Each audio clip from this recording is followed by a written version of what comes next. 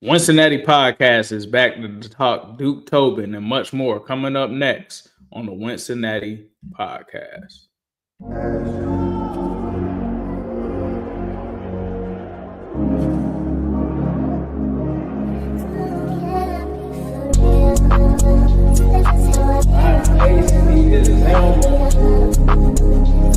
It's an exciting time to be a Bengals fan.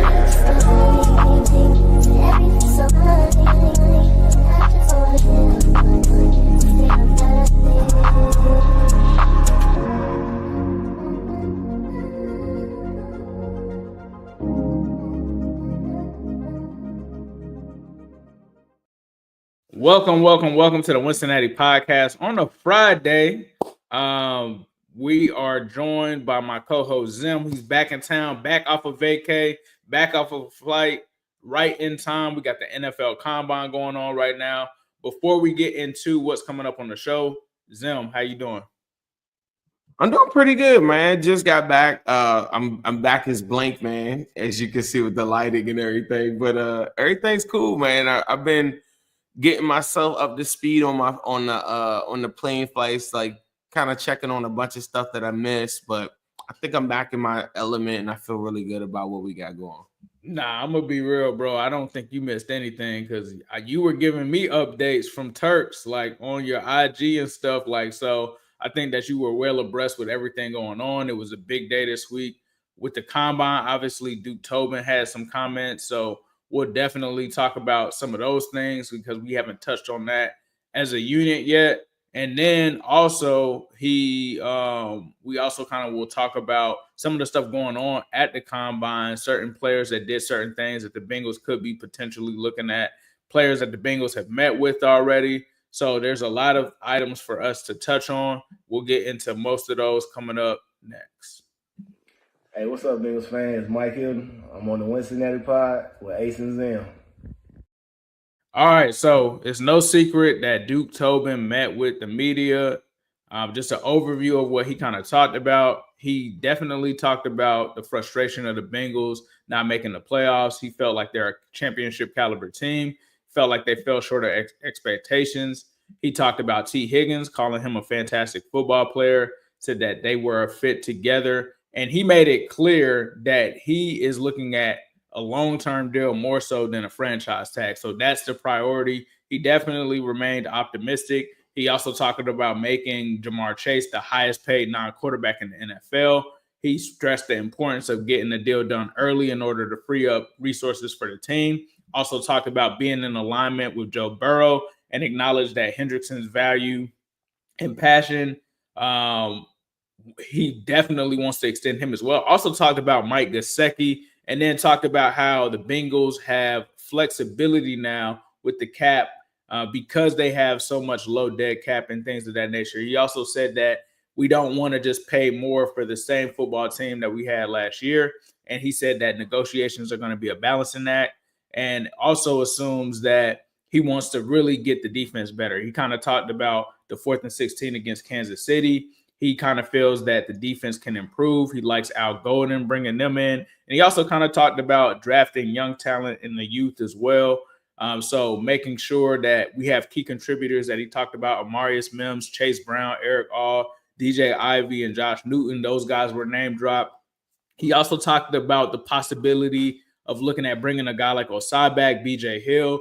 So this was a lot of stuff that he kind of talked about. And he talked about everybody being in alignment, everybody understanding the big picture of the roster, and also knowing that ownership has to be highly involved with this process. When you were in Turks hearing about this and seeing these statements by Duke Tobin, a lot of Bengals fans were excited. What were your thoughts and what were some of your takeaways from some of the things that Duke said and some of the things that I didn't put in there? I thought the biggest takeaway, I think it's the comments about the big three. Like all of that other stuff is really cool, and we can get into some of that stuff.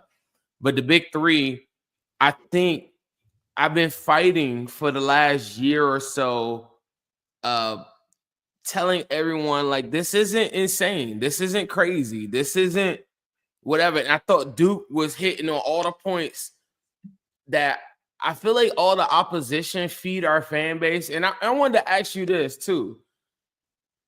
When we were having a show about Geno Atkins and Dunlap, and we were having the conversations about Domata Pecco, and we're having all the conversations about Michael Johnson, and we're having the do y'all realize, like, for most of the 2000s, the narrative that was with the Bengals is that they keep their players too long? Like that was the narrative. It wasn't that players were getting away. It was they were paying their own guys. Remember, it was the worldwide concept of, if you get a Bengals contract, they're going to probably let you play the life out of it, of the contract, like Leon Halls of the world. Like, remember, we had the problem where Pacers were winning Super Bowls, and Patriots, and everybody was like, damn, like, when they get older, like, Bill gets rid of those guys quick. And as Bengal fans, I remember having arguments that we're holding on to guys too long. And I thought that Tobin came to the podium and argued pretty much all the arguments that I've pretty much been saying for the whole year. Like, they have really good cap health. By them having really good cap health, it makes it so that they have the flexibility of, like, say we would have did a Von Miller deal. Like, everybody's just like, sign these guys, give them what they want.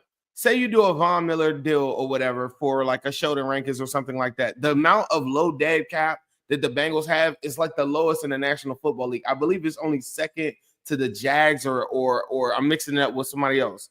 So our fans spend so much time cooking the front office, and rightfully so, on a bunch of different times.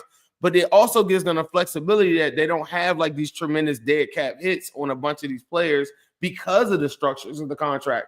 So one thing that we always talk about is, like, man, they're going to have to change up what they're doing. That's cool. But also it does give them flexibility to get out of a lot of different deals. Like the Sheldon Rankins deal, had they just gave in to the structures of the current, NFL landscape, then you have a tough time getting out of this Sheldon Rankins one. You have a tough time getting out of Zach Moss. You have a tough time to getting out of Sam Hubbard. You have a tough time to get out of Trey Hendrickson, whatever. But the concept of we're only looking at one side of these contracts, I thought Duke Tobin fought back on a lot of that stuff, and he kind of showed a different perspective. One that I preach a lot, I think sometimes it's like you got to look at both sides of it. And I was curious to just know, when do you think it changed? Is it just Jesse Bates? Because it's Bates, you have to go back a decade to say Zeitler, Whitworth, who was older, DJ Reader coming off a major injury. Like, when did everybody say that the Bengals don't retain their own players? Like, when did that start? Bengals not retaining their own players. I think a lot of it started from back in the day. And I think the Bengals got to this point, like you said, where they started retaining their players, whether it was AJ Green, whether it was Geno Atkins, Carlos Dunlap. I think that's when the narrative started to shift, because it was kind of that Dalton era where they started retaining most of their guys instead of them leaving and going to other places like TJ Houshmandzadeh and stuff like that. And then I think it's recently come back just because, and I think it's the parallels that they try to compare them to. And I think the biggest parallel and the biggest comparison out of this entire situation is they're always comparing the Carson Palmer era to Joe Burrow, because you had two Heisman winning quarterbacks. There's some similarities, but I don't think it's the same. And I think that you're right when you say that and bring it up, because when we did bring in Joe Burrow, Carson Palmer never had a DJ Reader signed, right? He never had a free agency where you were able to bring in a Mike Hilton. There wasn't a free agency where you had to bring in a Cheeto. So I think that there are differences, but I think because people always grasp for comparisons, they're hoping that, and they're wishing, I think from a media perspective, they're really wishing that this situation turns out like the Carson Palmer. They feel like the Bengals aren't worthy of having Joe Burrow. They feel like the Bengals aren't worthy of being able to figure this out. They think they're going to Carson Palmer his career. And I think that that's where that comes from. Now, I don't really think it's super validity. And like this T situation, I think is the real litmus test. Like people talking about the Jesse Bates situation, that was a little different because we kind of knew that they needed to try to retain T and they needed to get better on the offensive line. So that wasn't a true test. And even with DJ Reader, as much as I love DJ Reader, that wasn't to me a true test of whether or not the Bengals are going to keep someone. Now, I think the Trey Hendrickson, I think the T. Higgins situation, those are kind of some cornerstones of your offense and of your team. Like literally, like this is a Trey Hendrickson situation. The only thing that I kind of compare it to, and I don't think he's as good as him, is like the Justin Smith situation. But that the circumstances are a little different. Like Justin Smith was kind of marred before the pre-Marvin regime, so he wasn't really buying in. Like they didn't really have success. But if you're able to get to a Super Bowl and you don't retain one or two of these players, then I think that that's where the narrative comes up. But I think that's where it came from, bro, is people are trying to do the comparison of Carson Palmer to Joe Burrow. And it doesn't help that Carson Palmer's coming out and kind of putting gasoline on those things, coming out and talking about, oh, well, they're just going to mess things up for Joe. They're not going to spend. They're not going to do this and that. And I think that that's what kind of started the conversation. Yeah, I was thinking about it as I was actually on a plane. I was just thinking about it too, because Jonathan Joseph will come up as one, but remember they had to make a decision between him and Leon Hall. They had to make a decision. Justin Smith, who you brought up, and then Takeo Spikes. You got Michael Johnson, but I remember we got him back too. And remember we tagged him. He goes underperform somewhere else. And I remember having a show with you or talking to you about it.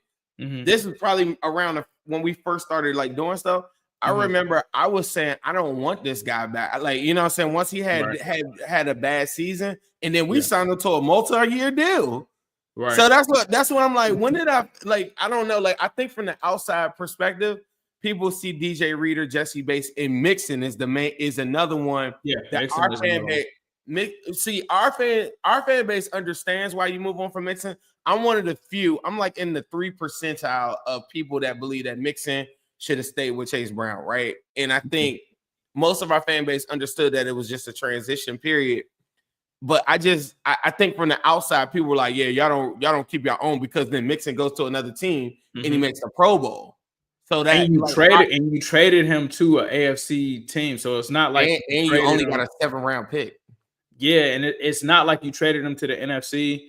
It from an outside looking in perspective, with people that weren't aware of like the offense and stuff like that, you got to realize Joe Mixon is a top NFL player. Like, I live in Florida. I remember going to a birthday party and a kid had on a Joe Mixon jersey. He's not from Cincinnati. He's not like, people know who Joe Mixon is. So when they see the Bengals get rid of a, widely known player, it doesn't really make sense to them. They're just like, is this just the Bengals being cheap? Because why else would you get rid of Joe Mixon? Like, it didn't make sense. And honestly, even though it kind of worked out for them with the Chase Brown situation, it didn't really work out in terms of replacing him with Zach Moss. Like, Zach Moss, there's not going to be a kids party that I go to where people know who Zach Moss is. Nobody's wearing a Zach Moss jersey. Like, it's not happening. So, and I even got like random text messages and stuff from people reaching out to me, and they were like when Mixon would have good games, they would be like, bro, why did you guys get rid of Mixon? Like, he's really good. But the Mixon conversation is crazy too, because that was the internet versus real, like what I call real life. Like, internet is fun to me at times, and it's not real. The internet top tier enthusiasts or whatever were all channeling get rid of Mixon. And so you got to think, if somebody has over 100,000 followers, or you have all the main beat writers and all of them saying that, yeah, if you cut this guy, he's not going to be an NFL player, then all those people, they don't have to agree with it, but that's sending that message out to a lot of people, right? So then the internet Mixon people were like, yeah, like, we've already mentally moved on from it. When I would go to the stadium, Mixon is like beloved. Like, it was still Mixon jerseys out there. Like, it's night and day of what you see on the internet versus that. And then, to your point, the outside world, they only know Joe Burrow, T. Higgins. They don't. I think more people. I'm gonna go. This is the hierarchy of popularity. It's Joe Burrow, Joe Mixon, Joe Burrow, Jamar Chase, Joe Mixon, maybe Tyler Boyd for a while, and then you get. I wouldn't even say Tyler Boyd, not widely known. I think like a couple years ago or something he was one of the, but whatever. Mixon from a popularity standpoint, nobody got it. Especially, I remember Ravens fans used to always ask us that and be like, "Bro, why y'all don't get the ball to Mixon more? Why y'all?" Or like they respected him a lot more. He would have pretty decent games. Even Browns fans, he had good games against them. But my point is, we always generally retain like our own. And I think that this all season, and I remember I had an exchange on Twitter, and even though the people I named, Takeo Spikes, Justin Smith, Jonathan Joseph, to me, those are like the bigger 3 ones, right? That I can remember that just walked, right? Wide receiver is the second highest paid position in the National Football League right now. When AJ Green was aging, I don't know if he should have got tagged. Maybe he should have got extended for like 2 years with 1 year out, and they could have did it better, but they didn't. I feel like they did that for us, the fans. We still had something to cheer about, whatever.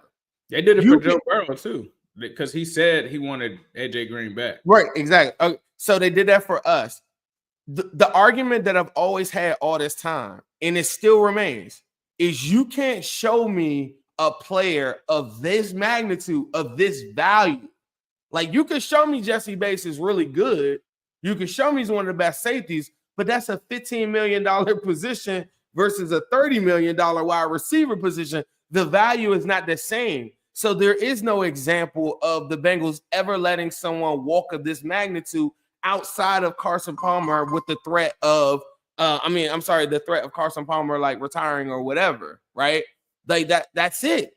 And this notion that everybody keeps on hitting us and telling Bengals fans, and I feel like they've channeled that all through our fan base. When our fan base, as me and you just kind of went through, we kind of went through the names like those are the players, and then you had to go back like 10 years to go to Zeitler. You had to go back more than 10 years to go to Whitworth. If I wrote down a list, and also I was on the plane, of all the top players that have walked recently. Listen to all these. But none of these teams get the same connotation associated with them. Leonard Williams was allowed to walk. Trent Williams was a big one. Remember, I wanted us to sign him. L'Jarius Sneed, he was tagged and then he was later traded. Christian Wilkins was allowed to walk. Joe Tooney, Marcus Williams when he was at a Pro Bowl level. Von Miller, Bobby Wagner, Christian Kirk, Javon Hargrave, Josh Jacobs, Tyreek Hill. They did get real good compensation for it. Derrick Henry, Zach Bond, Xavier McKinney. Those are all players from all these different teams that are premium or top level value that were all let go and walk. The Bengals don't have anybody on that list outside of whatever. So I thought the Duke Tobin conversation was telling people about like, hey, we have really good cap health, and it allows us to get out of different contracts. Yeah, I think T. Higgins, I feel really good about signing him. I'm very optimistic about it. And you think about it, they don't have that many other people to sign. The other thing that I thought was very important that he mentioned with pending free agency on T. Higgins, he made that seem like that would be the first one to get signed. I don't know if people caught that in that presser. And then also right after that, Trey Hendrickson goes on a Ross Tucker show and says that they've had really good conversations with the front office, and he feels good about his situation too. Ross Tucker tried to cook the Bengals, and I was so happy. I remember I was on the beach. Trey Hendrickson had none of that. He was like, nope, let's get this straight. They've done really good by me. Everything's good. I thought that was beautiful. And then he made it very clear that Jamar Chase will be the highest paid non-quarterback in the National Football League, and we need to just get it done. And I think everybody that's all on this thing that's been fighting this all season and last all season finally got, even if they don't get it done, like this concept that they let players walk or top players walk, or this concept that they can't get it done. I think he put all of that stuff to bed, whether they get it done or not. Also, Paul Dehner yesterday gave a big endorsement. I don't know if a lot of people caught that said that the T. Higgins one will get done. We also need to point out the fact that I do think that the cap that T. Higgins tweeted, I do think it was associated with the Duke Tobin one. As much as Bengal fans, I could be optimistic as I want. I think that he tweeted that cap because he probably hasn't had any negotiations with the Bengals since that, right? So I think that you know what I mean? Like I saw that cap, like him tweet out his cap because Tobin's like, yeah, I think we should get it done. But mind you, if you're C. Higgins, you probably haven't heard anything from the agent, haven't heard anything. But just 3 weeks ago, T. Higgins did come to the locker room and say, yeah, I need to get away from all of that. He's in Miami partying up and chilling like that. So the Bengals gave him the space that I think he said that he wanted because he said, yeah, I need to get away from that. I'm going to let God take care of it, right? So then later on, you can't come back and say and tweet out a cap and say, like, ain't nothing happening when you say that you weren't even ready to get into it. And everybody that knows the Bengals know they're not going to do that and confirm, per me, they're not going to do anything in February with our front office connect. So we kind of knew that anyway. Yeah. So let's get into some of the other things. Duke, that I didn't mention, also said that he felt like they could not only retain these guys, but also sign some guys in free agency. He was kind of optimistic on that as well. And he kind of emphatically kept saying, like, bro, I'm not, and somebody pointed it out in the comments. He was like, bro, I'm not paying more for the same team. So he apparently also wants to add to that as well. And shout out to KP from KC for the super chat. We appreciate that. He says daytime live, they better pay T, J, and Trey for sure. Also, guys, this show is sponsored to you guys, powered, by BETUS. Definitely make sure you head over there to their casino. They got some stuff going on online there. They also have any kind of bets that you want to place, whether it's NBA, whether if it's NFL draft related, NFL combine stuff, they do have that available. So make sure that you take full advantage of that over at BETUS. Let's talk about the combine. Speaking of the combine, you kind of put together a list on, I believe it was IG, of players that the Bengals have met with. We were just talking before this episode. Shout out to Malik and TWSN and what they're doing over there with the Right Way Sports Network. But they're reporting that the Bengals met with Ashton Genty. He basically confirmed that. They've met with James Pierce, Mike Green, Nick Scorton, Mikael Williams, Samar Stewart, Colin Oliver, Barrett Carter, Walter Nolan, Deion Walker, Elijah Roberts. I believe you also said Will Johnson as well. I'm going to talk about some of the guys that I'm interested in from that list, but I also want to hear yours as well. I think James Pierce, especially with him running the 4.47 yesterday, is interesting. He's kind of been losing some steam in circles, even though he had the 4.47, he had the 31 inch vert. So some people were kind of shocked that his vert was that low. Obviously, he's athletic, and I think that he's someone to keep an eye on. Scorton I always thought was a good match for the Bengals. He's what they typically look for from that perspective. Some people either like him or they hate him. So Bengals fans feel either type of way. Shamar Stewart shows some athleticism. So I think that's a guy to keep an eye on. Walter Nolan seems to be in some of the stuff that we're seeing out there in terms of people taking him off of their draft boards and stuff like that. I'm wondering what that's about because he's such a great player. I think that opens up the possibility that the Bengals can get someone like Walter Nolan at 17 now. If teams are willing to, which I don't understand the context of that, of like why they're taking him off, because it doesn't seem to be any off the field stuff. But apparently there's like a lot of questions surrounding him, and they felt like him not performing at the combine was a red flag, which I don't understand that either, because no one performs at the combine, it seems like, anymore. People are always kind of doing limited things. They might run the 40, they might not. They might not work into their pro day.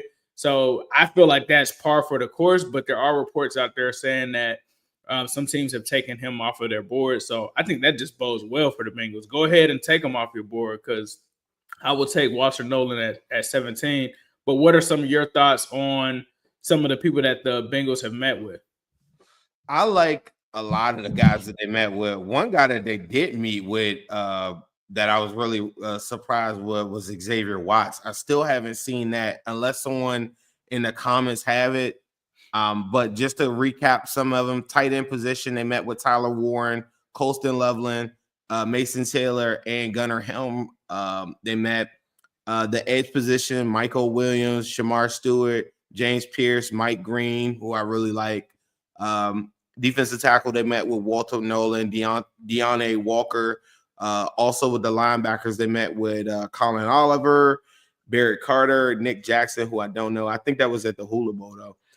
Excuse me. And then cornerback, they met with Trey Amos, Mac Williams as well. They met with him at the Senior Bowl. And in safety, they met with Malachi Starks, who people should keep an eye on.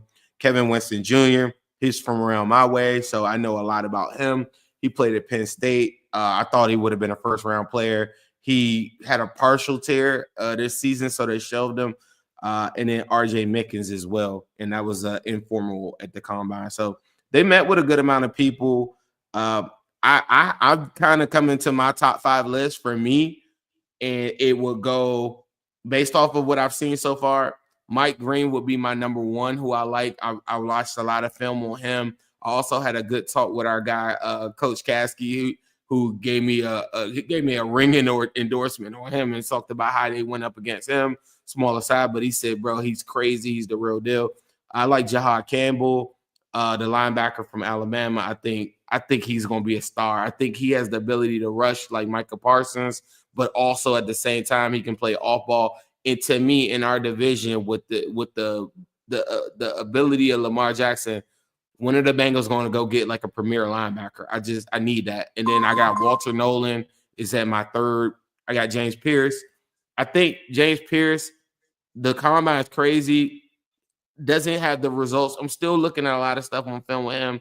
Also like Derek Harmon, the D lineman from Oregon too. That's like my top 5. I think Will Johnson is a guy I like too. Tyler Warren is a guy. And then, I do like Gentry, even though, I'm not a big running back first round guy, but I mean, it'd be hard to argue with any of those guys right there. And then Malachi Starks would be the other one. But that's pretty much like my top 5, top 8 right now.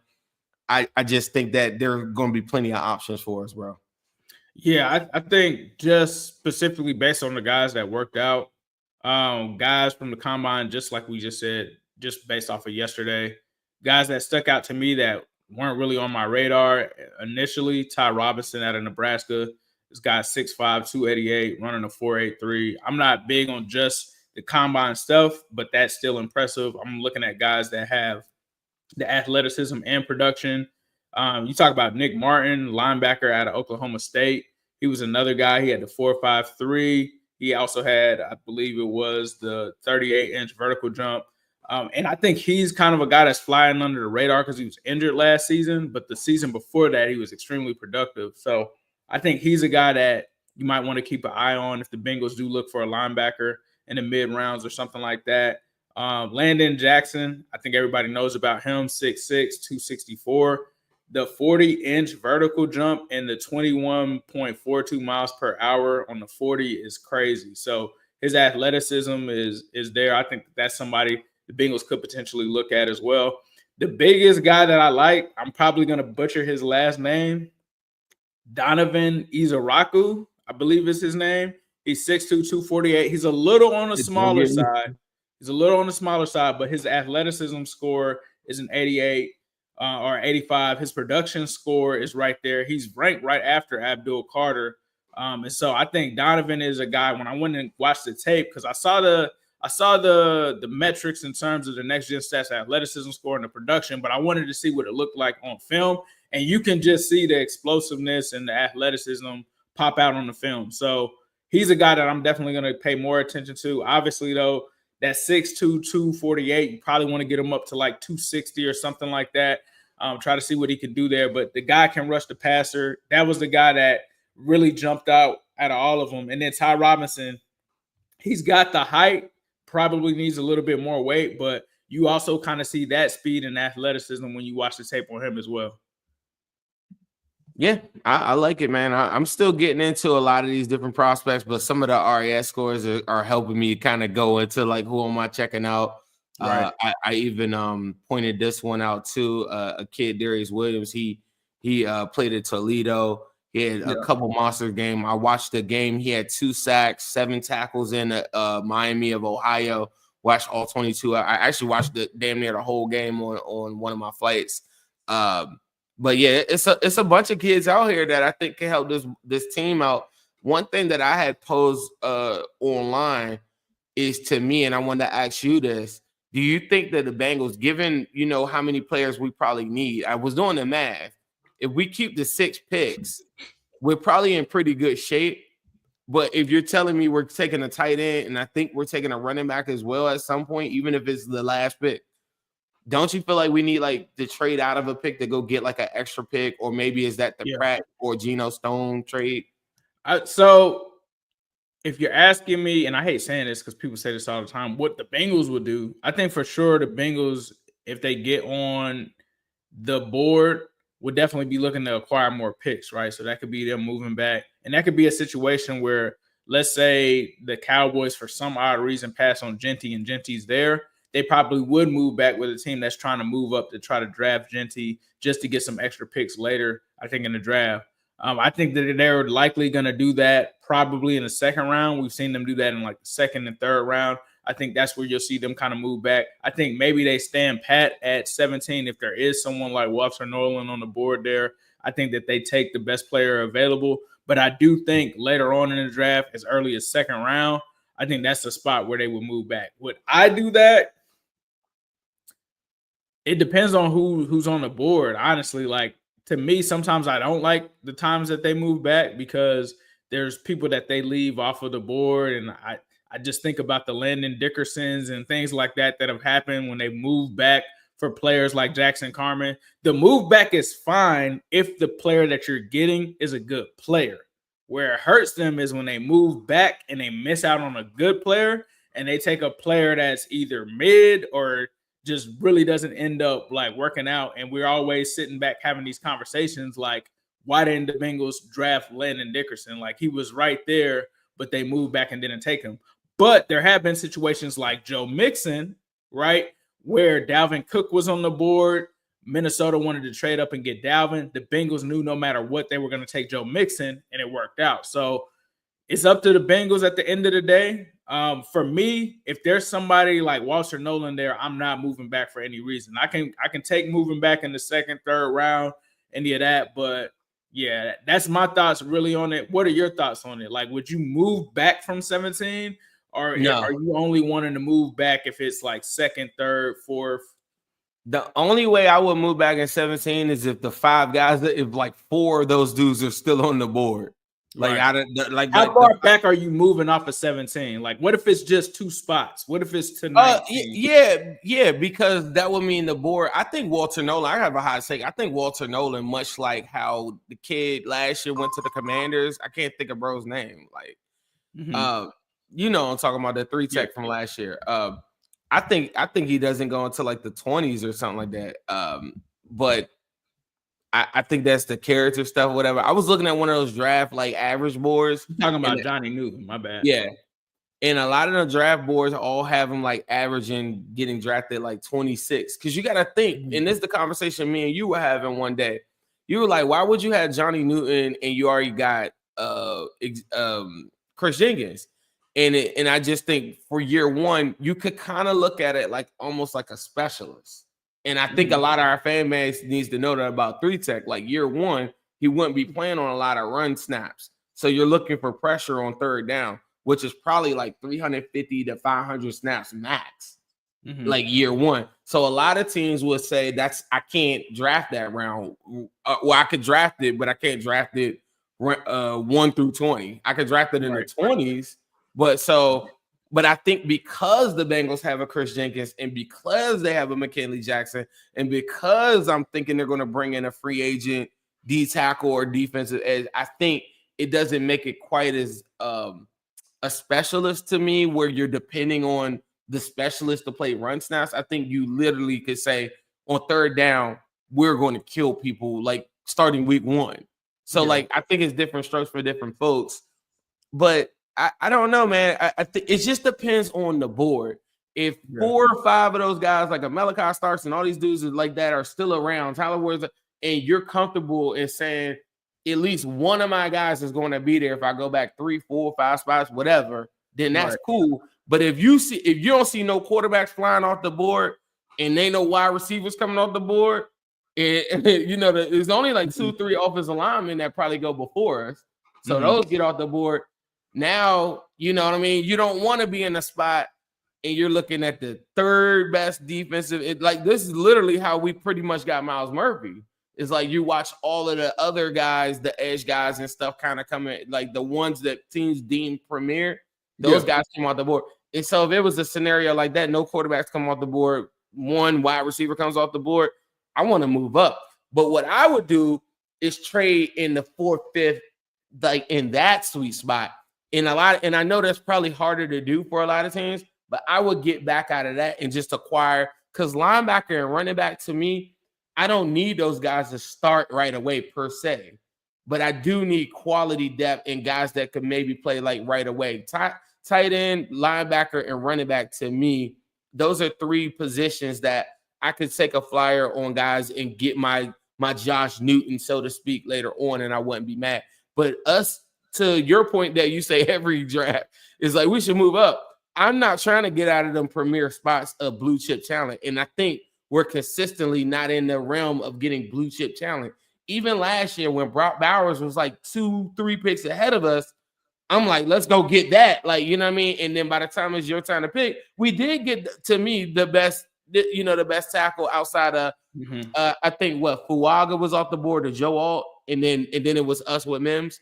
Yeah. So I'm not mad at that. But say Mims or somebody like that was gone, we would have been sick. To me, I mean, hindsight is everything. We can go look and see who had a good season. But at that point, you want to get the best of that position group. I'm not interested at pick 17 taking the 2nd, 3rd best corner, 2nd, 3rd best safety. Like, so that's where the Genty conversations or Malachi Starks conversations come in. If the Bengals have him so much higher than Xavier Watts, for instance, and they don't believe that that they're even close, you have an opportunity at probably taking the best safety in the whole draft with a Starks, and that's where you're like, yeah, I'm gonna just take it. I'm not getting out of the pick, and that's the conversations that they got to say instead of trying to like overthink it. I think the thing that makes it so hard is, for me, with the Chris Jenkins conversation, it's because they made that investment of the 2nd round pick, and I wasn't a huge Chris Jenkins guy, I guess, per se, because obviously I like guys like Kalijah Kancey. So Kalijah Kancey is a guy where I would have jumped up and grabbed him. And I honestly think if you had taken Kalijah Kancey last year, I don't think you're having a conversation where it's like, I got to take Walter Nolan at 17. I got to go back and try to get somebody else, maybe in the 2nd or 3rd round. But I think the fact that we don't know what Chris Jenkins is, you almost do have to take Walter Nolan, because I don't feel like I could take that gamble on, all right, instead of Walter Nolan, I'm going to take a D tackle in the 3rd round, and I know that I'm going to be able to put him next to the Chris Jenkins and get the same thing. I think Walter Nolan's ceiling is way higher than Chris Jenkins, and that's no disrespect, but I think like if we're talking about having a competition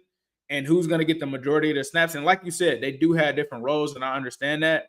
I'm giving majority of those snaps to Walter Nolan. Like, based off of what I've seen in certain circumstances, I think I would go with him. But the beautiful part about that is, as you kind of mentioned, there's a rotation. So this isn't a situation where Walter Nolan is staying on the bench or kind of doing a Dax Hill type of situation where he's just not being used on the field at all, and we're just waiting for somebody to clear the way.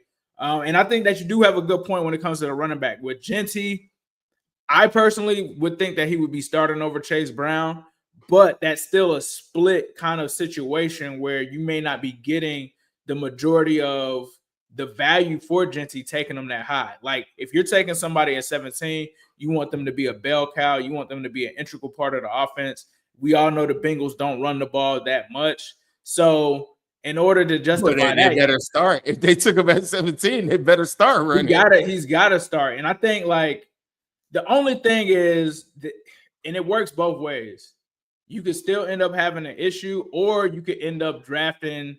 If Genty is an all-pro and ends up rookie of the year, no one cares. But if somebody else that you didn't take ends up defensive rookie of the year, or Walter Nolan's defensive rookie of the year, and let's say Rashad Genty doesn't even, let's say he gets like 700 yards, people are going to come back and be like, why didn't the Bengals take Walter Nolan when he's the defensive rookie of the year? And I mean, it just depends on how those things work out. Because I was actually watching earlier the combine, they were showing Jared Verse, right? Remember we were on here and there was like, and I remember there was someone that was like, what about Jared Verse?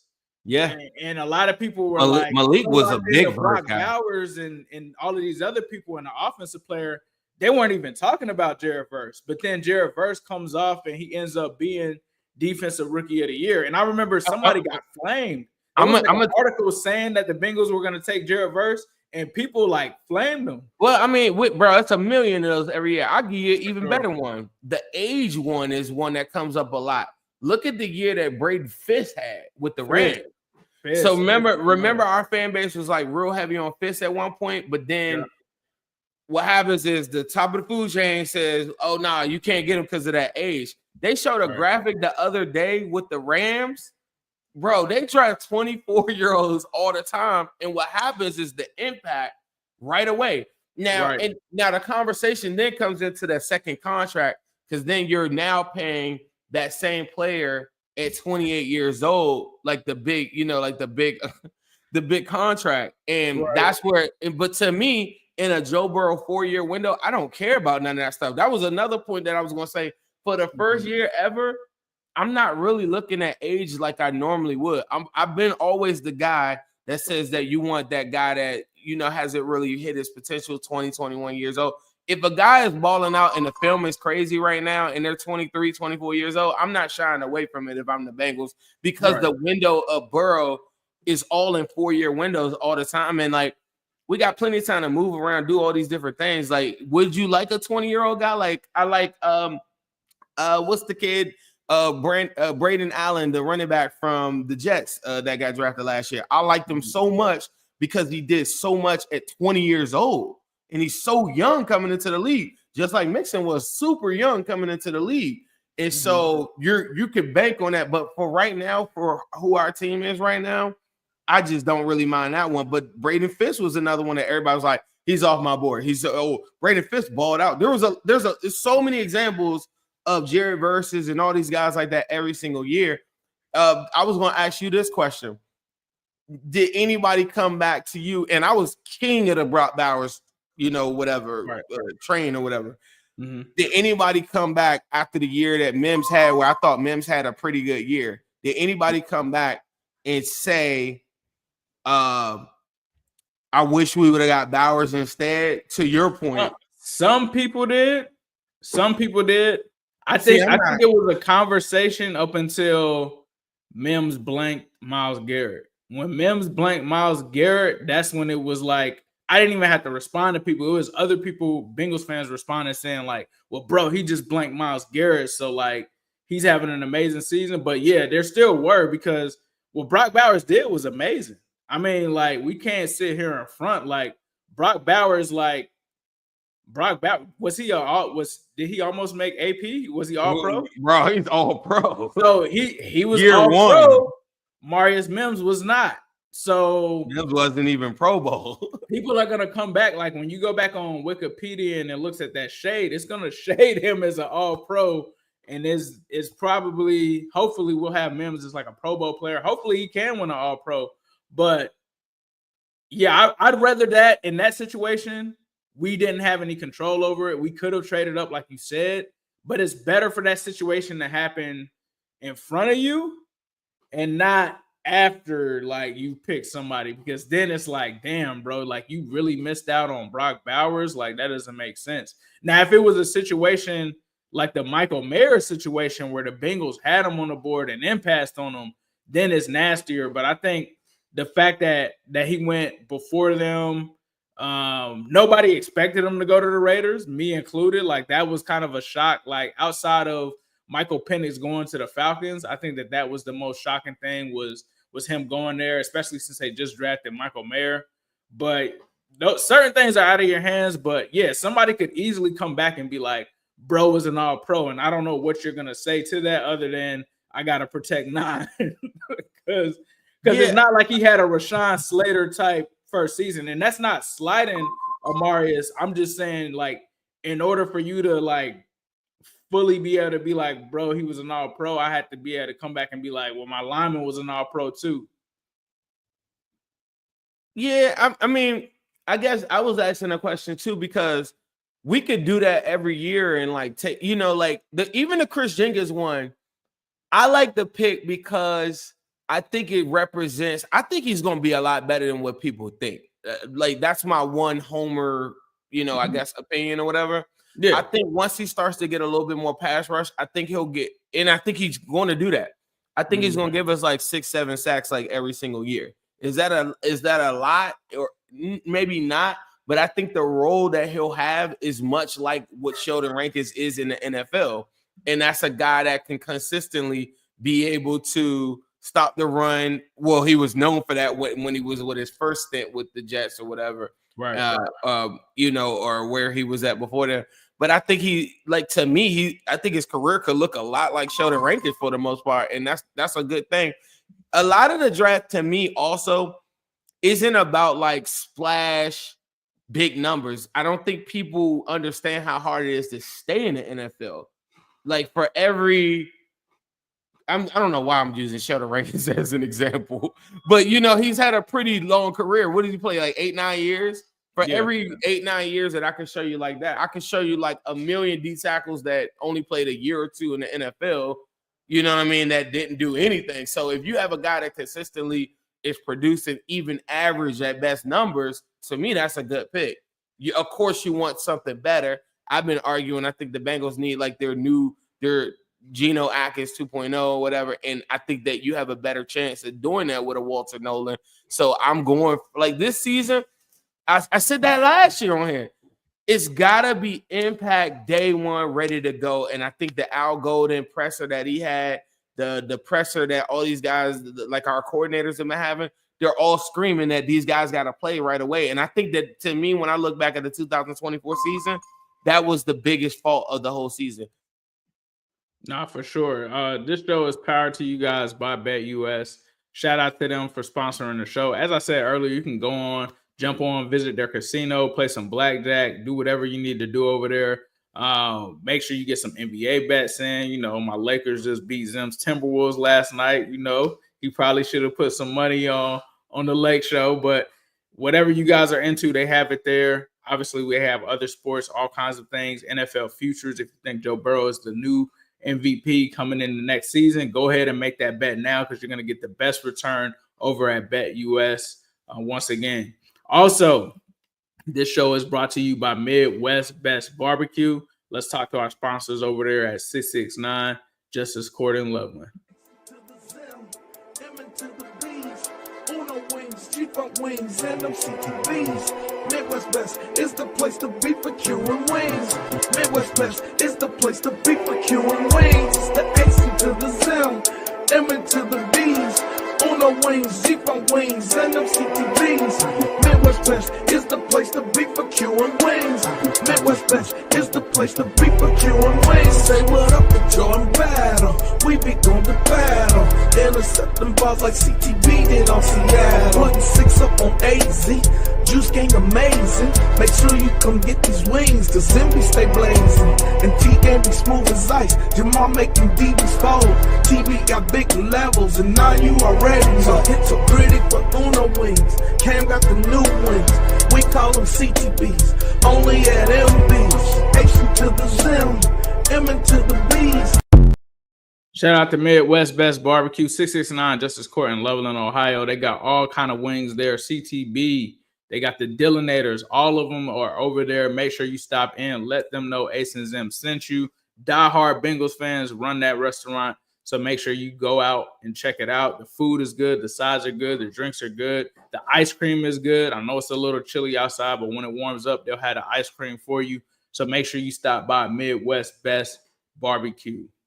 Zim, was there anything else that you wanted to touch on before we get up out of here? Whoa. Oh, my God, bro. This has been the craziest pause-worthy episode for me in a while. Other than the fact that the Lakers are the new Chiefs, which I've let you know that Lakers fans have no problem with swindling the whole league. They have the Ron Tolbert, effect going on right now, allowing Luka to go to the Lakers, which is nuts.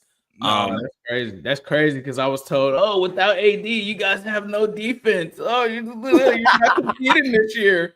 Vandy did a pretty good job. I didn't watch the whole thing. I saw Anthony Edwards like start about to get into it at the end of it. I see Vandy didn't want no smoke with him. He tried to, walk away or whatever. So, it is what it is. I'm gonna talk mine regardless. Like, Lakers are definitely ascending right now. What I was gonna say is I do think our fan base too should pay a lot more attention to Jihaad Campbell. I think honestly, would you take him at 17? That's hell yeah. Hell yeah. He can play edge and play all ball. Yes, bro. He's like Parsons. Like I watched 2 of his games. One, they had him coming off the edge and rushing a couple times. Then they had another one where I saw him playing like 4-3 front, and then he was going and he had the mic and he was moving all around and directing guys. He had the middle thirds of the field like in pass pro. Like, bro, the same conversation that people were having about Micah Parsons versus Jamar Chase or whatever. Like, to me, like we should be having him right now. I think the kid is super, super talented. I'm just now like really getting into watching a lot of his games, but I do think in our division, and I think it's time for Bengals fans to come to grips. We don't have a legit answer for Lamar Jackson. The Steelers, we watched them consistently for years do really good against Lamar Jackson, and I think the key to stopping Lamar Jackson is having a linebacker on that level, and he also has to be very disciplined, he has to be smart, and not just Lamar Jackson, just how NFL's going. What quarterback right now isn't mobile? Like Joe Burrow's like considered not mobile, but he can run, but literally is like one of the few pocket passing quarterbacks in the National Football League. You got Hendrick, man. You could put the pocket passing pure quarterbacks probably on one hand, right? And so with that, you need like some athleticism and a guy that could bring quarterbacks down, bring guys down, tackling out in the flat. And I just think we don't have that elite level linebacker. As much as I like Logan Wilson, I don't think he'll ever be what Jihaad Campbell is right now currently. And we watched the Browns with JOK. We watched, you know what I mean? Like we watched the Ravens win 2 Super Bowls with probably the greatest linebacker of all time. And I think the Bengals need either a Geno up front in the form of Walter Nolan or something like that, or they need like their version of their fake Ray Lewis or whatever. But bro, he's the real deal. He's literally might be my number 1 target at pick 17. I don't think he's gonna get past like 15, but man, he's slowly becoming like one of my favorite. After he tested like that in the combine, he might not make it out the top 10 though. I might just be dreaming. Nah, you good, bro. I think Campbell is gonna be a dog. I think that would definitely be a good pick for the Bengals for sure. You guys watching right now live on Twitter, we got 1,200 people watching. Please be sure to subscribe to the Wincinnati podcast. That helps us out on YouTube. We get your help from Twitter, but we need your help on YouTube. We need you guys liking. If you rock with me and them, please just log out, go into YouTube real quick, hit a like, hit the subscribe button. That truly helps out the podcast. That gets us more views. That gets us more opportunities like BETUS and things of these nature. So if you guys want anything that you can do, I know sometimes you guys like getting us drinks when we're out there. This is the equivalent of getting us a drink. Go hit that subscribe button, give us a like. We appreciate that. Share this with whoever you can. We truly appreciate you guys' support. And then wherever you guys listen to your podcast, the Wincinnati podcast is available. Just search for it underneath the word Wincinnati. We also have another podcast on our network as well, Bengals Post. Make sure you do the same for them. Check them out. Listen to them. We just did a roundtable. So if you want to hear what that sounds like, we actually have heard from you guys feedback, thanks to comments and stuff like that you guys leave, that you guys want us to do it more often. If you guys want another roundtable, I'm going to challenge you on this YouTube video to write in the comments roundtable. All right. If we get at least 30 people that say roundtable, we'll do another Wincinnati podcast roundtable for the people. We'll talk about the draft. We'll talk about the combine. We'll talk about whatever you guys want to talk about. But thank you guys so much for tuning in. We'll be back next week. I know this week we were on a little bit of a different schedule. I wanted to make sure that me and Zim spoke to you guys together, especially with the gravity of everything that Duke Tobin kind of talked about this week.